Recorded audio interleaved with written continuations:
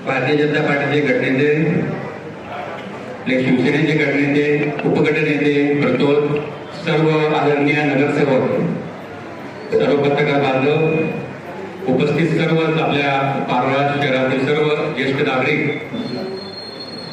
मी सर्वप्रथम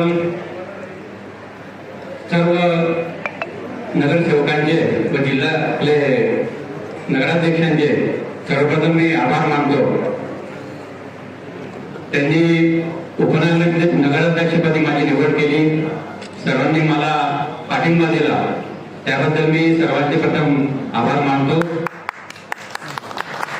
पक्षाचे पदाधिकारी, भारतीय जनता पार्टी असेल, शिवसेना असेल, सर्वांचेच मी आभार मानतो। येणाऱ्या काळात खऱ्या अर्थानं आम्ही युती मिळून लढलो, भारतीय जनता पार्टी आणि शिवसेना म्हणून आम्ही निवडणुकीला सामोरं गेलो आणि जनतेनं पूर्ण विश्वास आमच्यावर टाकला। आणि याच अनुषंगाने मी आपल्या सर्वांच्या वतीने ग्वाही देतो की येणारी 5 वर्ष आम्ही सर्व मिळून एक दिलानं या पारोळा शहराचा विकास असेल, स्वच्छता असेल,